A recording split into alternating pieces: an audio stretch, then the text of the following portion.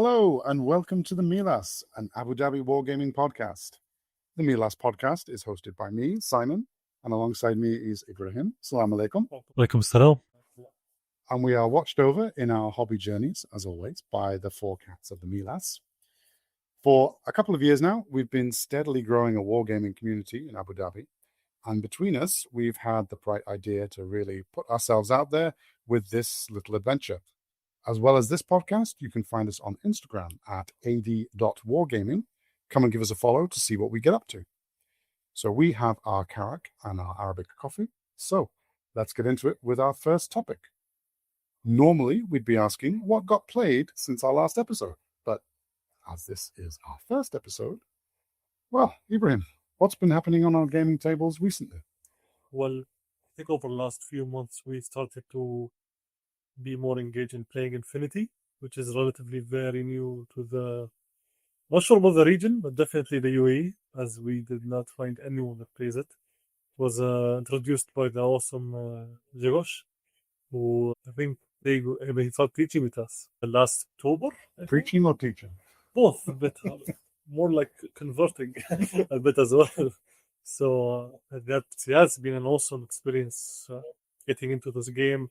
Very eye-opening regarding like how war games beside Warhammer play, because that's I think is the most people play anyway. Is Warhammer.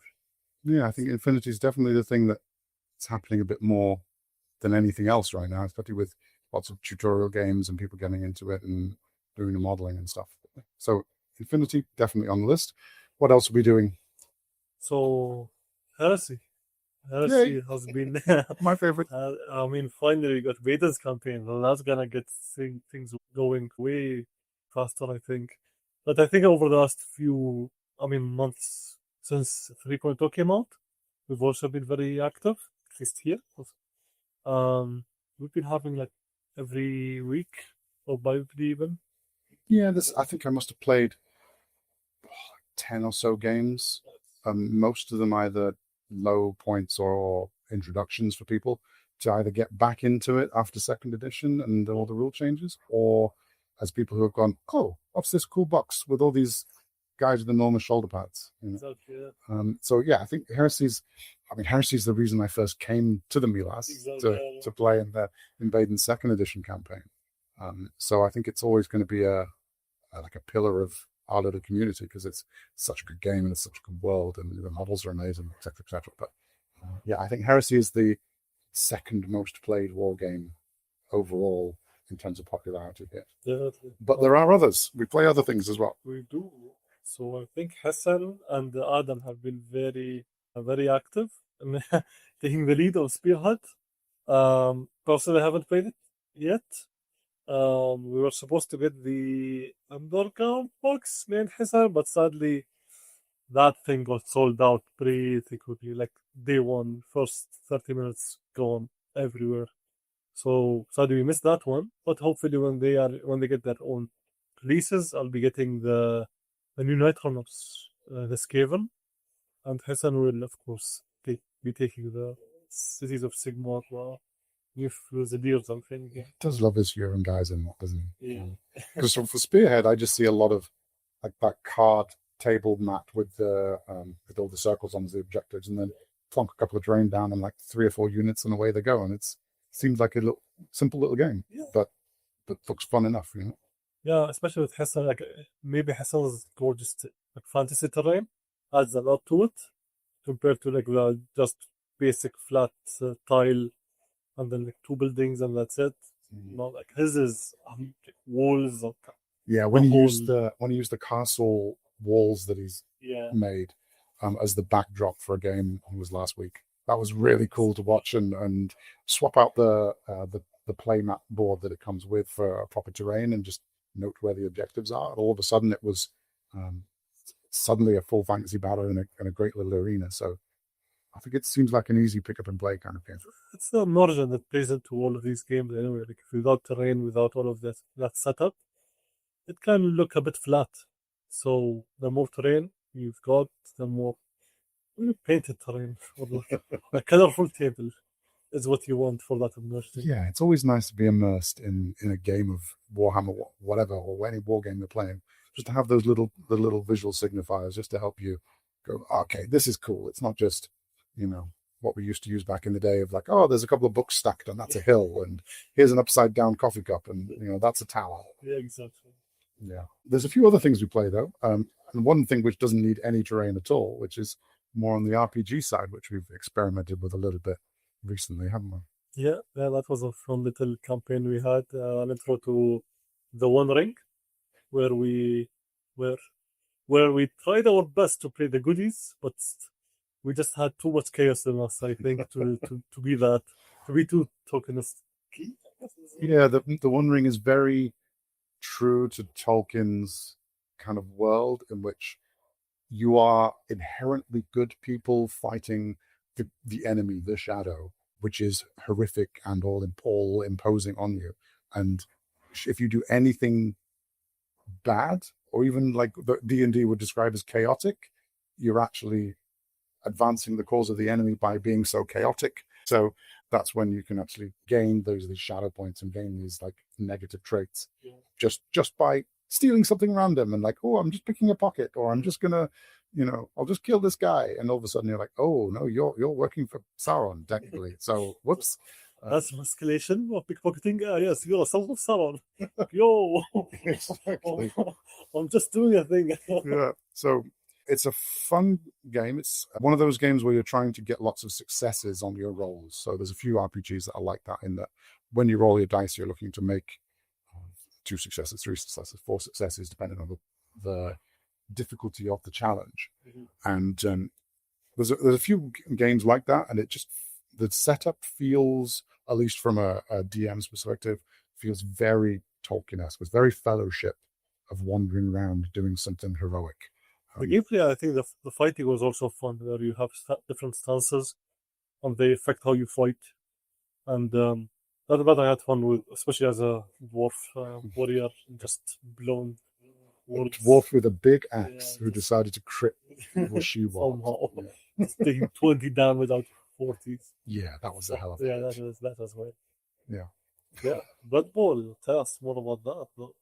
Okay, so we had a game of Blood Bowl here the other week on the coffee table, because it's that kind of game. It's just coffee and snacks, kind of roll out the table, get your guys out and have a little sports match, So it was part of the 3rd season of the Dubai Blood Bowl League, which is run by my friend Clay, who I know from D&D separately. And he plays for Australia, or he represents Australia at the World Cup for Blood Bowl. So he's pretty good. He's one of those players who's knows what he's doing. So he runs the Blood Bowl League in Dubai currently.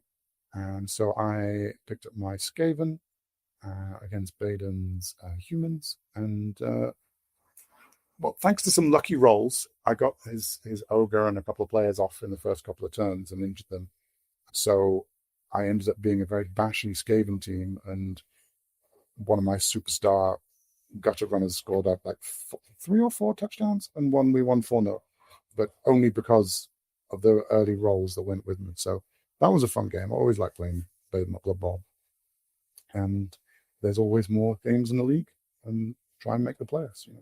So we'll see how many more gets played here. But that was, I think, may have been a one-off, but it's always a fun game to bring out. And it is. It's simple to grasp, and I must have done 15 tutorials back in the UK for it, and got everybody who was playing it into Blood Bowl, because 12 to 16 players, easy rules, easy to pick up, difficult to master, but if you've got the kind of brain for it and the kind of the way it moves and plays, then it's a wonderful game. I've been playing it for a number of years, since like 3rd edition Blood Bowl came out a long time back in the 90s. So that used to be my game. That was my go-to. I was the Blood Bowl guy back in the UK at my local gaming club, and now I'm not. So it's nice to watch other people run leagues and stuff. It's great. It's good to be part of it, though. Like you're still on that front. So. It is. It's something I'll always pick up. That's a sports fan as well. Whatever the sport happens to be, football, cricket, rugby, American football specifically is it based on. Whatever sports fan you are, it's really easy to slide into Blood Bowl as the game makes sense and it feels right.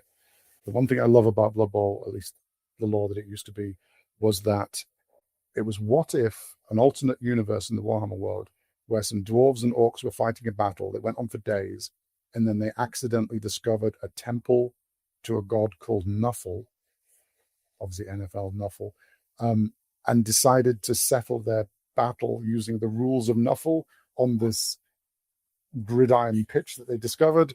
And then the whole world went, what a great way of solving problems. Let's just do this forever. And so there's no wars, only Blood Bowl. And the cabal of wizards can use little goblins in a box to beam the match to your brain for a fee. So basically they invented pay-per-view in the Warhammer world using cabal vision and little demons that could see inside a box and only see the pitch. Like, That's the answer. when fantasy used to be silly, Yeah, and that's one of the reasons why I love. I think that how ridiculous it is. That's how it's. Yeah, It's if you can't be silly with your team of Blood Bowl, I don't know why you play. But that's the whole like vibe around it anyway. Is that it's silly. Yeah, like the kickoff events. What if the fans get really angry and decide to throw a rock at one of your players and knock him out for the turn? Like, or stupid things like that. It's all fun and games, football. And instead of just games played, one of the main reasons that I love coming to the Meelas is that so many of us come to just chill and do hobby all in the same room. So rather than sitting at your desk at home on your own listening to a podcast, you can be surrounded by other hobbyists and other gamers building, painting different models, different systems, different armies. And that moment where you realize out of 6 or 7 people, nobody said anything for 5 minutes because you're all locked in doing your modeling, doing your sprue clipping, your highlights, whatever it happens to be. That's always a nice moment to just look up and go, yeah, we're all just chilling together, doing our thing. So, Ibrahim, what has been on your hobby desk recently? So more recently, I've been working on my Morat for Infinity, which are weird alien race. I think the closest comparison to them would be either the brutes from Halo, or somewhat like I don't want to say orcs. They're not very orky, but close enough. Think of them, if you know this reference, the Fellows from Warcraft. Warcraft That's Spellbox. Okay. Yeah, that's the closest thing after the Hello Boots.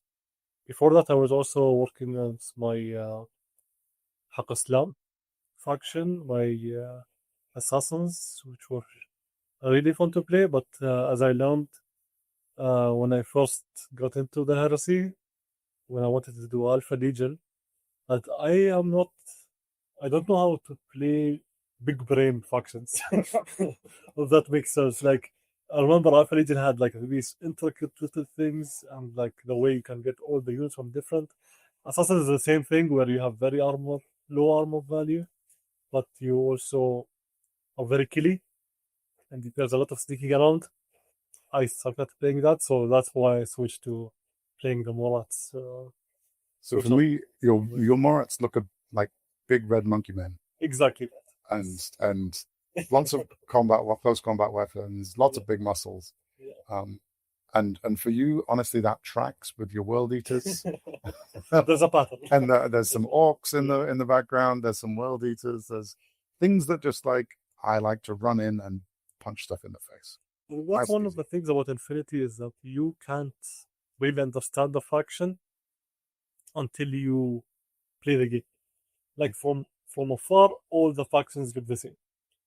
Some models can confirm, yes. Some might even say that the models look the same. Some, I don't know. I mean, I don't know who is a million miles away from here who would think that. But once you get into the intricate nitty-gritties, that's where we can see, okay, so that's what makes this faction special, or makes the other faction special. But these models are gorgeous to paint. Like they've been absolute delight to paint. I don't think I've ever spent this much time on per model as I have on my Morats more recently. I'm working on Drop Fleet as well. TD Combat's Drop Fleet Commander, I could Exactly. It's basically like a newer Gothic Armada because we don't have Gothic Armada. We have Gothic Armada at home. Exactly. That's Gothic Armada at home. So these have been my two major focuses right now. What about you? I have been working on my Space Wolves for Heresy recently, basing an army on the Age of Saturn 9 box set. So the Saturn 9 Terminators, the Praetor, a lot of Mark II armor guys, and filling that out to feel like Space Wolves to me. This is my 3rd edition army. And so I've been doing the Saturn 9 parts recently, finished the Praetor and the Terminators, and I'm working on the Dreadnought right now. I've been working on that today, actually. Nearly done. Left to do Rhino, Storm Eagle, a couple of characters, and 25 Grey Slayers. I am 100% not looking forward to doing 25 axes and shields on guys at the same time. I'm kind of leaving that to the end so I can kind of hurt myself, I think. The ones when I was doing my Berserkers, Vampire class, sorry. And that was a grand. Because you had, 40 of them? Yeah. 20 without jump packs, 20 with jump packs. Because they sliced and diced my Thousand Sons on more than one occasion. Yeah, they get their payback. I mean, your payback to that. I still haven't killed that chaplain. Yes, the 2nd edition Thousand Sons, where one of the few good things you could do was have a chaplain librarian. Yeah. So he would, and at worst, he had the telepathy powers, which was at the time turn off reactions. Mm-hmm. So he would look at you, turn off your reactions by scaring you with some scary mind powers, then charge in with rerolls to hit, I think, because of hatred. And he had the higher initiative. So there was one time when you even charged me, and he just annihilated your guys and made them run away. And yeah, there were not a lot of things that Thousand Sons were scary at in 2nd edition, but he was one of them. Maybe it was just me. Like he had a vendetta. Like he had a mission. He had well, World Eaters do hate their own librarians, so maybe he was just getting one back for the team. True. I mean, like they killed one of his bodies at some point, and he was having his payback. Your World Eaters and my Thousand Sons killed each other a lot in 2nd edition, which was good fun. When my custodians are coming now, that's gonna be. I only played a Custodians once last edition, and that was a horrific massacre in the Custodians' favor. So we'll see what they do this edition. No, I mean, those things, Space Wolves are big. Custodians or a team, you're on the same side. How does it feel to be starting to play a loyalist faction for once? Because on the many shelves in the Meelas of all your various armies, I can't really point to a proper quote good guy faction. Yes. Everybody's orcs, Nurgle, demons, Iron Warriors, World Eaters. Like, this is the first time I've seen proper good guys. Just extremes. Like, I don't do middle ground, either all the way chaos or the loyalist of loyalists, I guess. I am aiming at combining my Solar Auxiliary with that. I'd much prefer to have a more Custodies list, but I mean, we're gonna play them over the next few weeks. They're gonna be a focus as well, alongside the many other distractions I've got. You are, how can I put this best? You are a hobby butterfly. Exactly. That's a very nice way to put it, I think. You like to flip from thing to thing. There's always some new website you're linking us to. Say, hey, this game looks really cool. So, but to be fair, I was always like a pure Warhammerist. Okay, I wouldn't play anything else, and so the other game system was like, fine, you're there. I'm not invested. But after Infinity, that's when I was like, there are some interesting mechanics out there.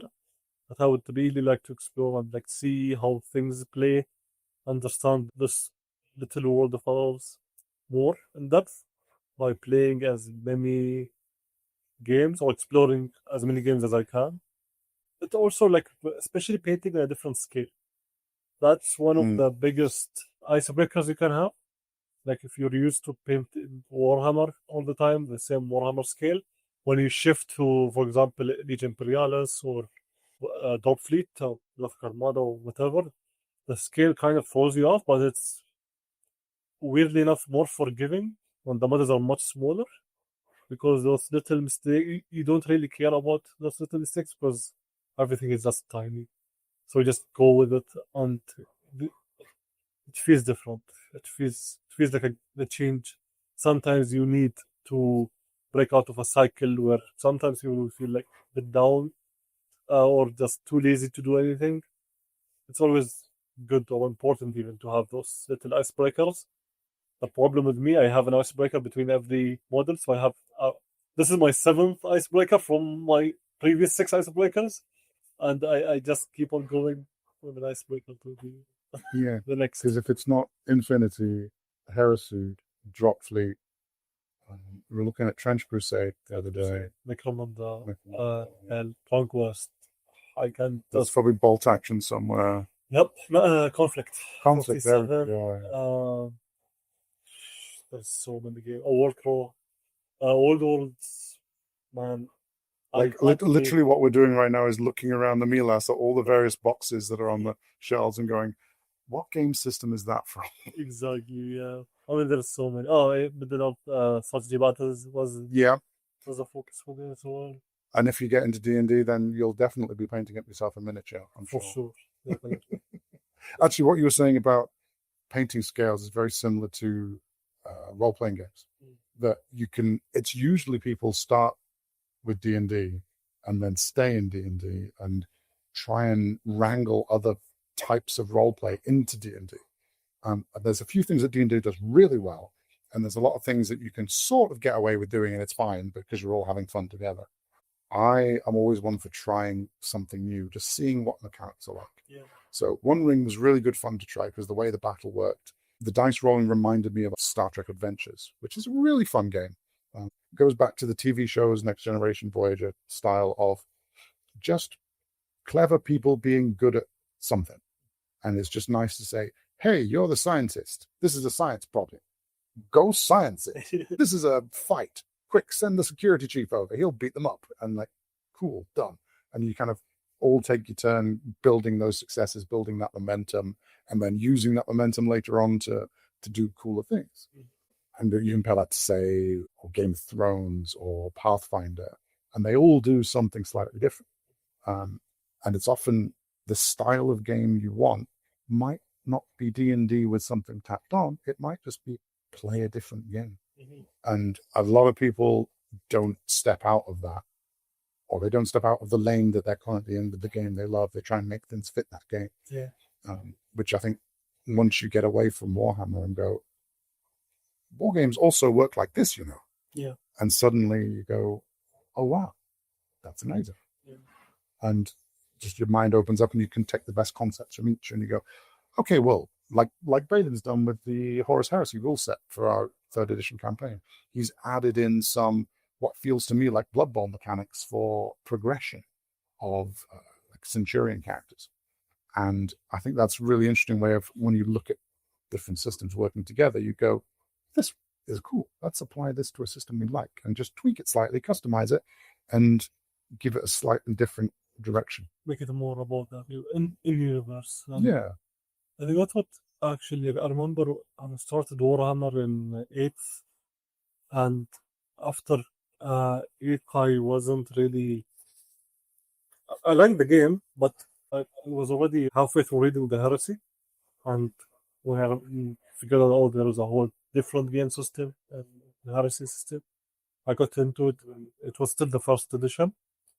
I played one game, I think, 1st edition before 2.0 came out, and that's when it became my main game. I think the more details there are, the more rules there are, the more depth you get and the more cinematic fights you also. That's something I've always seen the Heresy. But when we moved, then I moved to other game systems like Infinity, which went like a D20. Is it? Well, you guys do D20, but in reverse. What is that? I mean, I played Baldur's Gate, and that was my first experience with D20s. And then when you played Infinity, it was like, yeah, you roll, like, you have your weapon skill is 13. Yeah, so you need to roll 13 or less. Less? Okay. Wait, 20 is bad now? Yeah, like, I want to roll ones. Like, but of course, there's a lot of exchange in that game system. You have to be on your toes. You have to keep your eyes on the table. You don't just let your opponent. I think the Horus is the same with its reactions. You don't let your enemy do his movement phase, and then you just leave to check your mail, and then come back, and he's still doing his movement. I stand there for 30 minutes and occasionally roll some saves. Exactly. That's getting beaten up. Instead, no, you're actively playing even when it's your opponent's turn. Like when I started looking into different games, that has been my kind of go-to is games with alternating turns. Not the full, you do your full set of everything, and then somebody else has their full set of everything. Exactly, There's a little bit of one after the other. Which plays a big role, yeah. I mean, like, Infinity, it's not really alternating the roles, but there's a lot of, it's called an automatic reactive order. We call it an arrow. For everybody else I've seen online calls it an ARO, but for some reason in the Meelas we call it an arrow. Yeah. So whenever you're listening to an Infinity game being played, things happen and somebody just goes, arrow? Arrow? What's your arrow? I'm like, no arrow. No arrow. Arrow? Now he's gonna do his arrow. That's what like Infinity is. Like that's what makes it different. So that what keeps you focused and in the game. We've been talking about Infinity quite a lot, which was really going to be the main topic of our kind of show. So getting into it specifically, like, how did you get into Infinity? Because I'm only just exploring it. So how did you get into it? So yeah, I think we said it earlier when Jagosh bought us some armies from Poland late last year, and then we just kept playing every week or so. And at first, I wasn't really like, yeah, I liked it, especially because of the arrow aspect and being very engaged into it. Then there was also the background was a bit tough to get into. It's not like Warhammer where you have like 70 hours worth of content from one YouTuber. Yeah, unless it's somebody who knows telling you about it. Oh, this army does this army does this, which is always going to be a very surface level look into the army. The places to find the background information, the fluff, the lore, whatever you want to call it, is kind of few and far between for Infinity. And when I was looking at various factions, it's only when you happen to lend me your copy of the role-playing book for that faction that I suddenly went, oh, there is actually proper background information for this, because Infinity is like an alternate future history game, which is years in the future. How many years it is, with like USA, Russia, China have all kind of vanished from the international scene, and it's different factions have grown based on just some guy's alternate future history and that they're creative. I think it started off as an RPG. It was not Infinity wasn't the skirmish game it is now. Even a lot of the characters in the game are based off the RPG that the creative director was playing, and then they just created that little universe, and then it evolved into the game RPG goals. Yeah. Like this little game we played suddenly become a that's why if you see like the real meat of the lore of Infinity is almost all of it is in the RPG books. It's available only as PDF sold. A drive-through RPG thing. It looks interesting, but definitely the lore, the fluff, and all of that on those books is the go-to part of them. But sadly, on YouTube, you won't really find much. Like again, not as like you won't have the exposure as Warhammer does. But again, I mean, Warhammer is still like lore-wise is undefeated. I know it's been there for 40 years, fantasy and 40k. It's so epic as well. Like it's something else. And I think the kind of the professionalism of some of the lore YouTubers, like whether it's your Arbitarians or your Lutons, they put so much production into it that so many other channels of smaller games just don't quite get to. I mean, that's how I got into Warhammer at the beginning. I remember watching Meelas Emperor, and that pulled me right in. And around 2018 is when my brother got me he was in the UK with the family, and when he came back, he got me the starter collection lot from his Third Imperium 8th edition, and that's when I started my hobby, and now I do everything. What was the first faction you got into properly with Infinity? Hackasdam was my when I first saw it, I was like, okay, it's gonna be another Command and Conquer's GLA.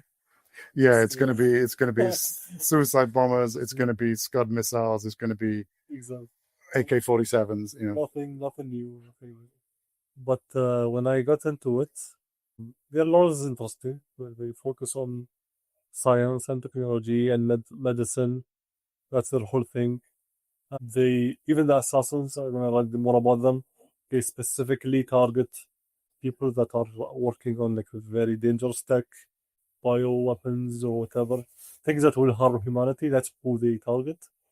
You also have Ramah Task Force, which is still a shocking news to say, because Ramah has little 30 minutes drive from where we are right now. I was like, oh, Ramah, that's here. There are special guys called Tariq Mansouri. Just another shock. I was like, what? You guys have that? I mean, yeah. So yes, ladies and gentlemen, there is a Mansouri. There's a Mansouri.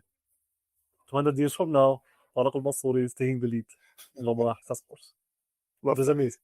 Now, in terms of representation of both Islam and of this kind of, as they say, region, it does it pretty well, right? Comparatively, yes. It's a bit all over the place, though. Like when, in the sense that it's a blend of, you have a bit of Turkish, Persian, Levant, Khalidi, Indian, just like a very an idea of the Arab and Muslim world just combined into one thing. So even if you look at the units, you'll see some names as an Arab, you'll read them very easily. Others feels like it's Arabic, but it sounds like gibberish. So am I saying it wrong? Because you probably are. Because it's probably either in Persian, Turkish, or even Urdu sometimes. So that's the thing about the word. They have, as far as representation goes, it's an amazing approach compared to, especially in our little hobby. We don't see that much, let's say, Arab representation, which is fine. I'm not asking for the second Primark to be from Al-Ain, but it's fun to see what people pick up. I feel like a lost Primark. 2nd or 11th would be from Ras Al Khaimah. One of them probably is. It's the faction when I saw first, I was like, yeah, that's gonna be my go-to. But again, too brainy for me. So I like to just charge in and hope for the best. Fingers crossed. Fingers crossed. It's charging and inshallah. Exactly that. Yeah. That's the moment. So, as Infinity as a style of game, now we've talked about this a little bit already. There's two parts to a move in Infinity, as I understand it from my 30-second introduction. Your first part, you either move or don't move, and then your opponent, if they can see you, gets to react to that by either the eponymous arrow, by either shooting, dodging, or doing something else. Yep. And then once they've declared that, you then declare the other part of your action, which is either moving, dodging, shooting, something else. Exactly. Detect camo, throw a bomb, whatever. And because you're doing that with, let's say, up to 15 models per turn, everybody who moves can be reacted against. Mhm. So as a player whose turn it's not, you're looking at absolutely every move anybody makes, just because you can react to somebody at any point during their move from the point they start to the point they finish, which includes if they step forward and backwards, like they go to the edge of a corner to shoot round it, you can then shoot them at that point before they go backwards and back into cover. And that level of tactical play is, I don't want to say unique because I don't know every game system out there, but it's suddenly eye-opening of, oh, I have to concentrate all the time on both sides of the game to see what I'm doing based on your tactics. It's no use. That's the general profit of it. But it does play like a lot of maybe shooter games, where, for example, Counter-Strike, where if you see someone, shoot them. Yeah. Or smoke grenade. Or you just try to move away or something. You don't just stand there and just wait for them to shoot. Yeah, he's come around the corner and then you run away. You don't let him come around the corner and shoot you and wait for your go. Exactly, yeah. And the thing is that the whole order is happening simultaneously. So you move, you shoot, you do whatever. It all happens at the same time. So let's say your movement is 2 inches. 4, which is the minimum. But you want to do something in the middle. So you can move 2 inches, you shoot, and then continue your 2 movement. 2 extra inches. So, sure, but once you declare your first thing, you then can continue. But like walking again, that's possible as well. As long as you use all your allocated movement and not more. That's why all Infinity statistics will see like there's 2 movement values, not just 1. That's for when you decide to spend your whole order moving, which I mean is sometimes you want to just run across the map. Yeah, that D&D double action, I'm using my main action and my bonus action to rush. Yes, exactly that. Yeah. Infinity was my first introduction, which is that kind of system where you use orders, play your whole order in one go, and then your opponent reacting to your action, which is fun. It's really fun. Keeps you alert. It's a game to be paying attention all the way through, and it's only 3 turns, and that by necessity makes it relatively quick game to play, even for a skirmish game. But for me, the first hurdle to getting into Infinity was picking a faction, because there's the main factions, and each of them have their sectorials, which is the sub-faction, which both grants you extra models and restricts you from others. And while trying to flick through those, like you go to the Corvus Belli website or Warsenal or whatever, and flick through the models and say, what the hell am I looking at? Because the cyberpunk and anime themes are all there. Everybody wears, let's say, similar armor. There are differences in like helmet, backpack, whatever, but like a combi rifle gun is a combi rifle, and it kind of looks the same across all factions. And the armor is all body-fitting, anime, cyberpunk inspired looks and feels. So every model looks the same when you first look at them. And it's very difficult. Oh, these guys have got berets. Oh, these guys have got little Gundam bunny ears. Mm-hmm. These guys wear kind of little cloaks. Mm-hmm. That's the level of differentiation other than the color in which they're painted to begin with. And so finding the faction that kind of visually makes you go, ooh, for me was quite difficult. Getting into the model that I liked, or the model made me go, ooh, I like that. I'd play that, was the first hurdle for me. Yeah, I think we talked also about this in like one. So basically, whatever game you get into, the first thing when you look at the whole model range, you're gonna be like, "What is this?" It just looks like the slop, like just because it's a lot to take in. It's a lot of bombardment of just models over models and over models that look all the same with different colors. And what's the point of the different colors if they all look the same? To be fair, like before I got into Warhammer, before knowing anything about Warhammer, I would see like, oh, the blue guys and the red guys. I was like, why are they blue? Why are they red? Why is that guy yellow? That doesn't feel tactical. Like, how is that beneficial? What did not make any sense to me. But then when I got into it, I was like, okay. Picking factions in Infinity is tough because that's, I think, one of its, let's say it's one of its negatives is that, again, all the factions, you won't really know what you want to play or how they play until you really get into the game.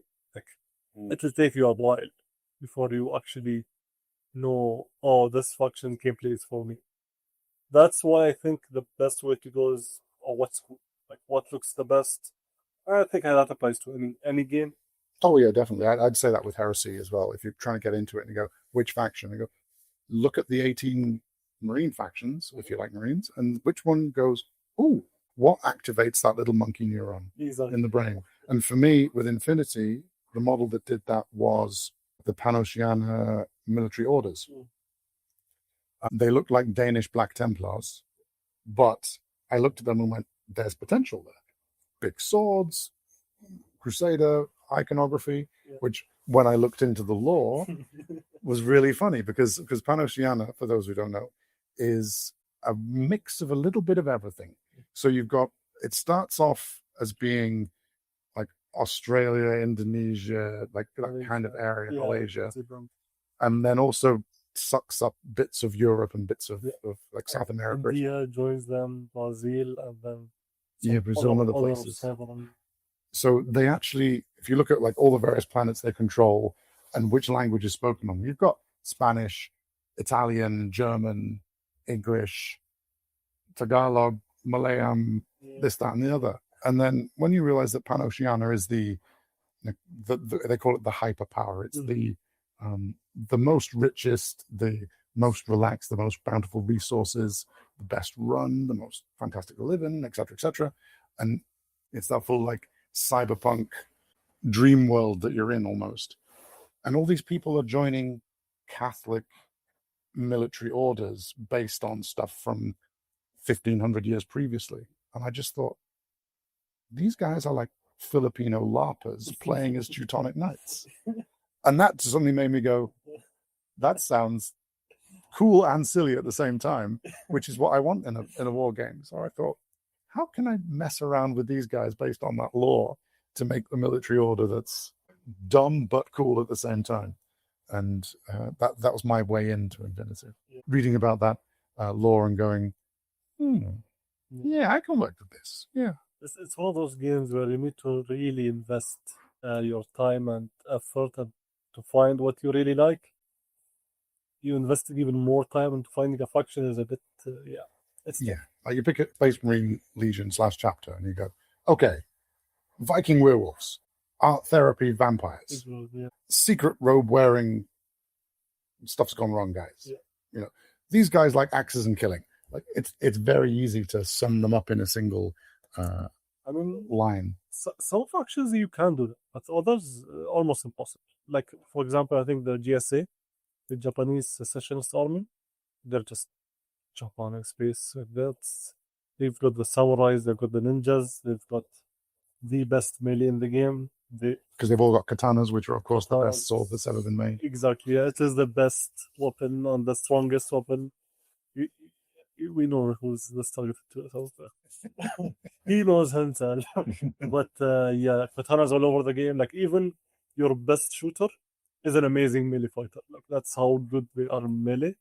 The problem is, you're still bringing a sword to a gunfight. Yeah. So good luck getting into. You've got to get there first without being shot and reacted to every time you move. Exactly, yeah.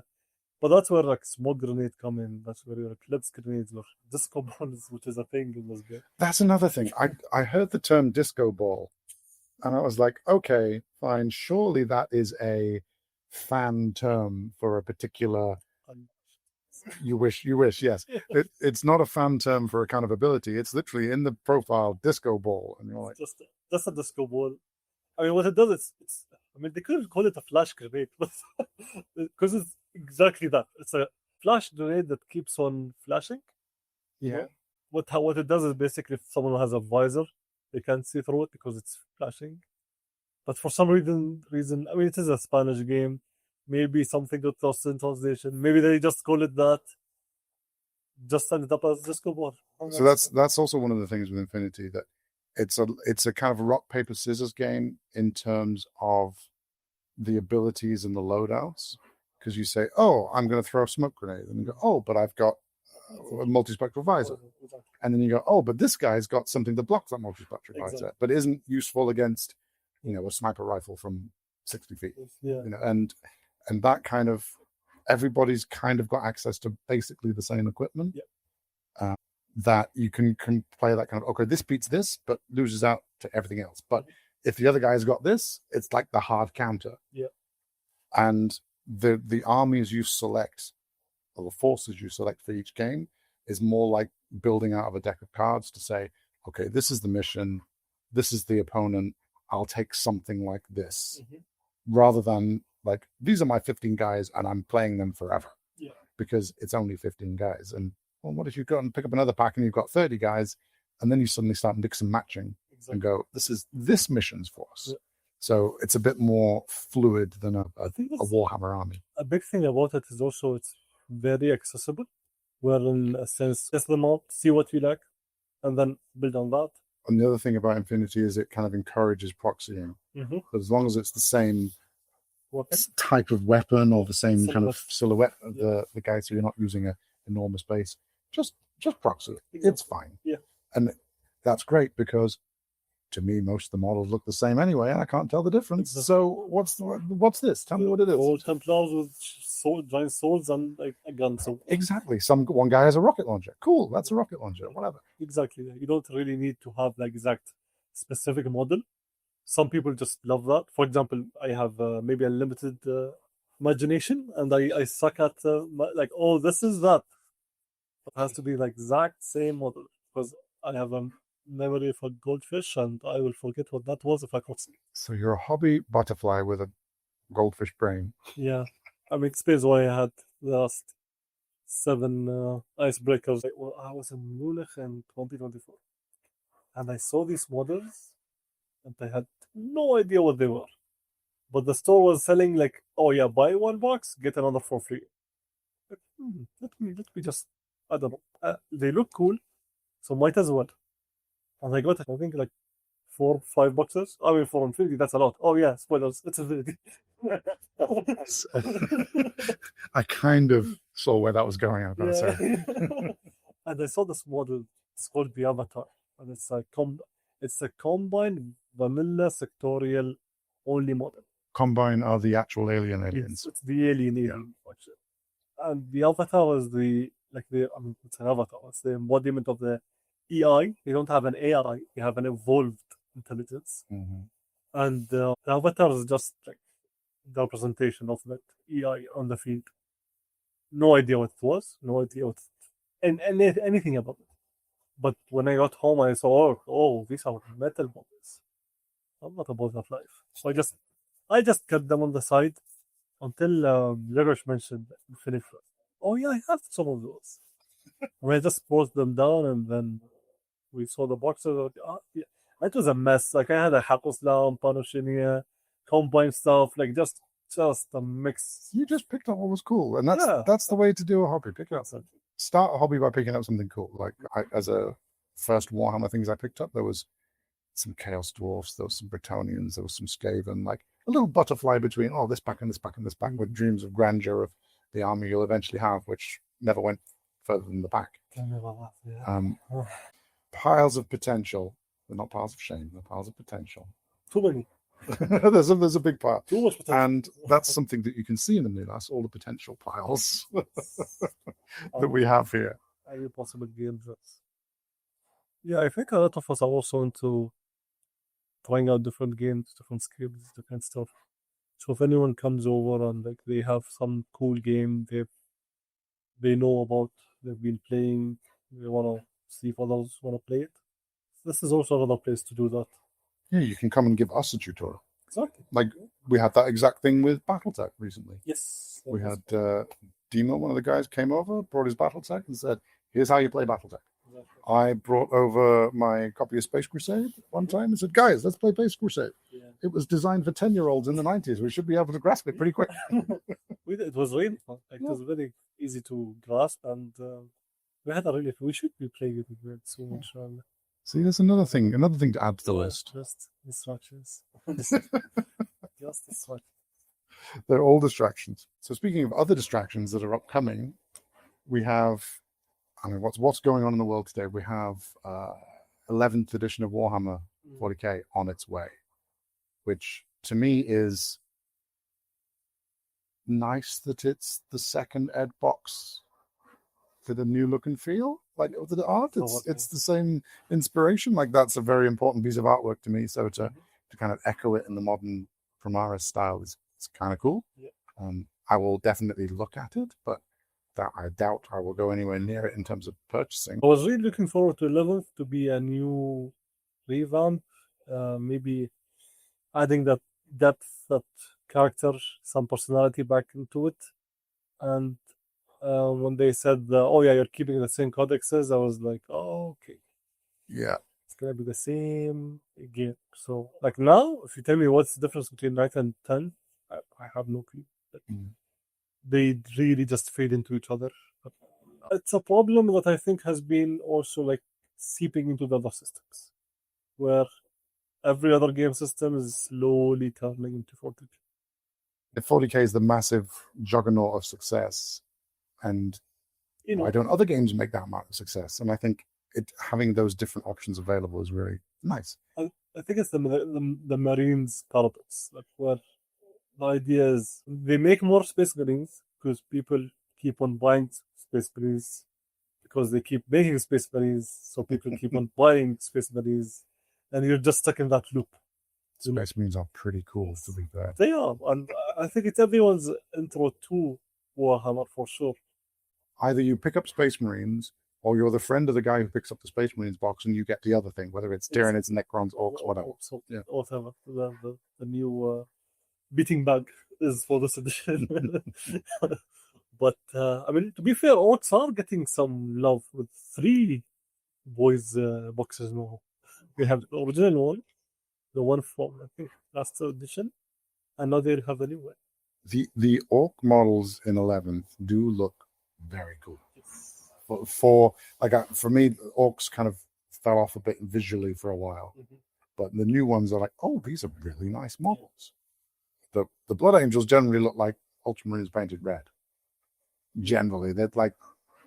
That's the thing about Marines, where they lost a lot of character. Yeah. But here's the thing: Space Wolves, gorgeous. Dark Angels, gorgeous. Like them. Blood Angels, red Ultramarines. And as a Blood Angels connoisseur, fan, enjoyer, since way beyond, back beyond, the Sanguinary Guard sums it up for me. That's like the artisan chapter there. The guys who spend all their spare time doing art therapy because the best dad ever told them that it might be good to chill out and do some painting, have just a little. We sculpted some wings onto the flaps of our jump packs. That's what has happened? To be the most downgrade of the entire. Since Warhammer started, like if you see any remodel, or it's like the new model with the new format or whatever, that's so bad. Unless they were waiting for 11th, and that was just like a holdover, because the Space Wolves models are gorgeous. The Terminator models, the customization you can do. The Dark Angels were the same. The amount of like fancy robes and stuff you can just customize, and like the Blood Angels kits used to be full of little bits and bobs that we can customize with, but it just doesn't seem to be the way they want to do them. They used to have a lot of screw. They had the company had so many options. You'd just be covered on them by the end. You sprinkle the Death Company box among it, like a whole Blood Angels army, and they suddenly take on that depth. Also, the tactical Blood Angels squad, where they would have the abs. The sculpted body armor at the front, and then you have the different fists, the different helmets. That not coming back was a real. Yeah, it's a shame. Well, the Blood Angels have been like almost wiped out 400 times, so maybe they forgot where all the paint sets They're were. just Ultramarines blood now. I mean, that's what's his face Gabriel Seth said, so I believe him. those works are a lot of distraction though. I'm trying to not get into that. I'll probably use my custodians to try out 11. They'll mix and match. They'll be Yeah. fine.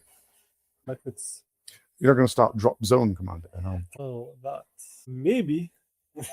He's thinking. You can. Again, it's, I hope you can hear the thought in his voice. for me, if there is a calling for it, there's people playing it, I will easily get into it. Like I will jump into it as long as someone else will play it. If I'm just gonna play out by like start working on my own game, like on a game on my own, it's not gonna go anywhere.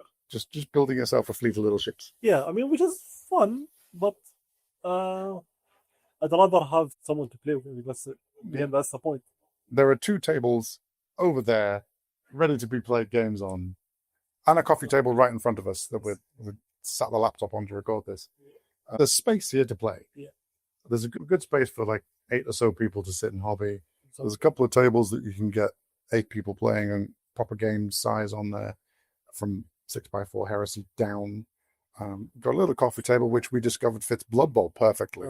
Like, absolutely perfectly. Yeah. It was almost made for it.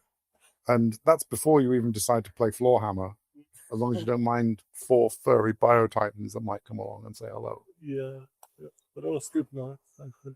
So they've been very quiet. They have. But, They've enjoyed our dulcet tones. But yeah, we've got our space to play a lot of games. I think, again, we're really down to play. I mean, maybe I am. No, I'm always down to play something new. Somebody pops up and says, I've got this. Yeah. Cool, show me. Because Say new experiences, yeah? Yeah, it's always fun to learn about different games, different systems. Expanding that your mindset on like how things work, how other games play. Especially recently, I've been really eyeing a lot of like campaign flavored war games, Necromunda, Transcrusade. The guys in Dubai are crushing it with Mordheim and Necromunda in Day 3. Gorgeous terrain sets for both games. Blood Bowl as well, campaign style, get the league. Yeah. Yeah, they've been doing amazing, and hopefully we can do the same here in Abu Dhabi as well.